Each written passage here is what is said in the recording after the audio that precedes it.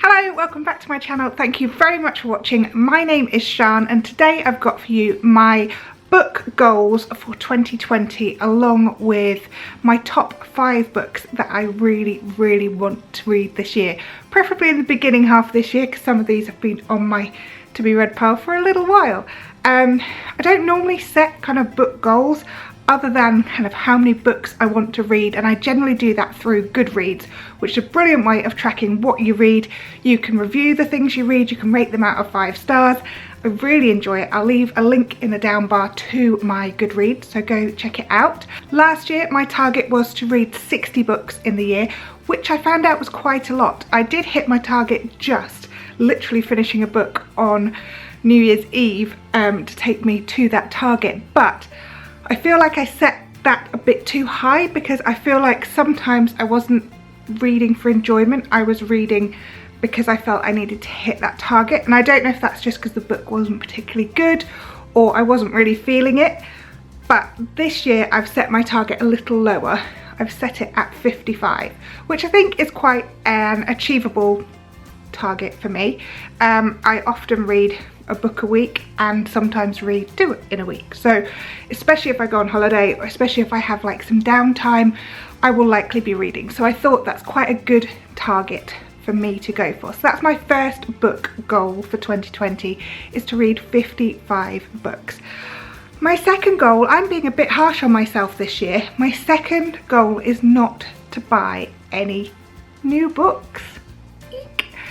I spend quite a lot of money on books, I realised when I kind of totted it up from last year, and I think actually I don't need to spend that much money on brand new books.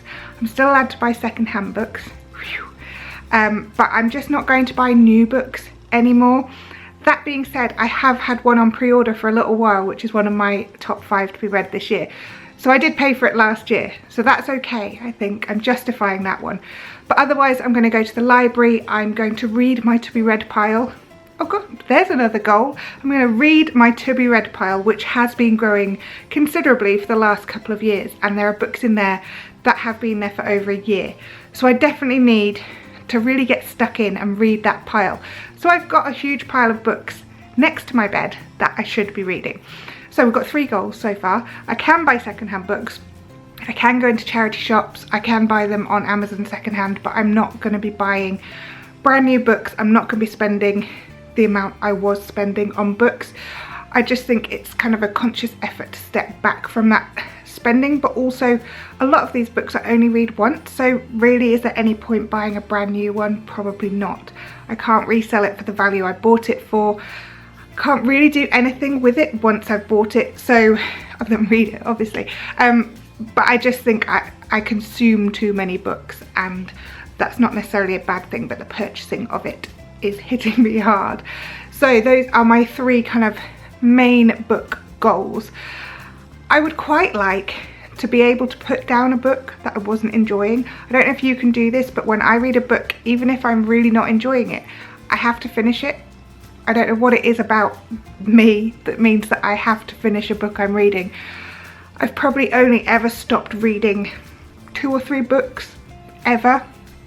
Generally, even if I don't like them, I finish them, and I had quite a few of those last year. I had really quite a high level of books that I didn't particularly enjoy. So maybe I need to also concentrate and think on the type of book I want to read rather than just reading what everyone else is reading. I know the kind of genre that I like, and maybe I just need to stick a bit more to that with a little bit of dabbling in other places. Right, I'm going to show you the books. Okay, the first book I'm desperate to read in 2020, and equally not desperate because I don't want to read it because I want it to be over, is The Book of Dust Volume 2, The Secret Commonwealth.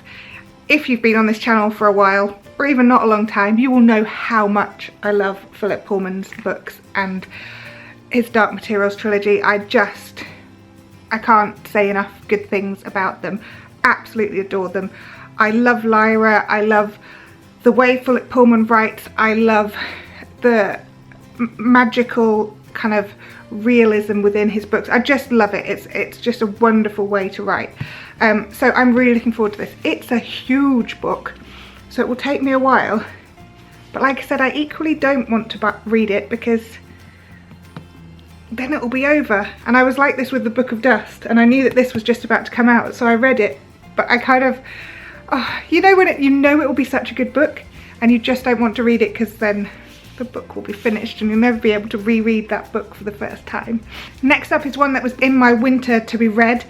It is Early Riser by Jasper Fforde, and it looks amazing. It's about winter. It's all, I mean, Jasper Fforde's right, it's the most incredible kind of nonsense, if that makes sense, but he writes so beautifully and so magically that you're just thrown into these completely imaginary worlds, and it's wonderful, and you can totally immerse yourself in that world. And because it's totally out there generally, you can really use your imagination to imagine those worlds, and that's what I really love about Jasper Fforde. His Nursery Crimes Divisions books were some of my favourite books that I've read. I just thought they were brilliant. Next up is one that has actually been on my to be read pile for, I would say, about 2 years, and that is Ayaan Hirsi Ali, and it's Infidel, My Life. This is a memoir, and it came really highly recommended to me by my dad's wife. In fact, the last time I saw her, when I mentioned I hadn't read it yet, she said, but that's one of the best books, if not the best book I have ever read. It's obviously a true story. It's meant to be absolutely amazing. So I will be reading this. I'm determined to read this. I think probably what put me off is it's got really little words. And you know, when, I don't know if you're like me, I like words to be kind of like bigger, because then when I turn the page I feel like I'm making progress faster. I don't know, I'm just a bit ridiculous really. That is ridiculous reason not to have read a book that is apparently outstanding. So I'm going to read this book this year. Fourth one I've got to read this year is another one I've had for a little while, and that's the Multi-Hyphen Method. Work less, create more, how to make your side hustle work for you. This year I really need to make my businesses work together, because during the winter it's wonderful. I can do blogging, vlogging, and the B&B's quiet, and I can get on top of absolutely everything. And the second the B&B gets busy, I obviously get busy, and I lose track of myself, of time, of everything. And I really, really want to make blogging and vlogging work throughout kind of March to October, which I have been, but not as efficiently as I think I could be. And I think it's about making sure that I can utilize my time better, making sure I don't procrastinate, spend a bit of time on TikTok, all that kind of stuff. So I really think I need to do a bit more of that this year. And hopefully, in fact, I should read this in the first part of this year. We're going on holiday in February, so maybe I'll take this with me as one to read on holiday when I'm relaxed, when I can totally kind of, well, that doesn't sound that relaxing, does it? Reading a book about how to make your work-life balance work more efficiently. But maybe that is the right time. I don't know, but I'm going to read it this year. The fifth book I haven't actually got with me at the moment, but it's the one that I've pre-ordered and I'm really excited about reading. It's the sequel to Children of Blood and Bone, and it's called Children of Virtue by Tomi Adeyemi. And the first book, Children of Blood and Bone, oh my goodness, it was insanely good. Really mythical, really magical, just wonderful, really, really well written, very strong characters and incredible prose. I just loved it. I loved the story, I loved everything about it. So I'm really, really excited about reading the sequel to that. I believe there might be 3 coming in that, but I'm not entirely sure. So those are the 5 books that I'm determined that I'm going to read this year. How about you? Do you have any book goals? I'd love to know what other people's are. I've seen a video from Jess McGlynn with her book goals in it, and I really enjoy seeing kind of how other people are setting to sort of test themselves throughout the year with what they're reading. And yeah, I'm really looking forward to this year of reading.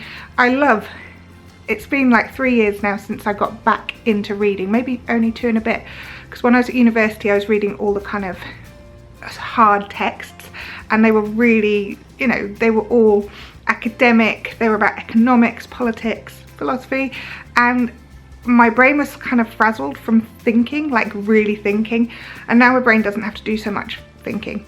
So I've really enjoyed kind of immersing myself in reading again. I love how enjoyable sitting down with a book can be, and I now always take a book with me. It's always in my handbag. So if I get an opportunity, if I'm in a pub or, you know, having dinner with my family and the food hasn't arrived yet, I will sit and read my book. They know I'm not being rude, but you know, sometimes you like to just totally immerse yourself in a book, and that's wonderful. Thank you for watching. I'm gonna go and I'll see you again soon. All right, bye.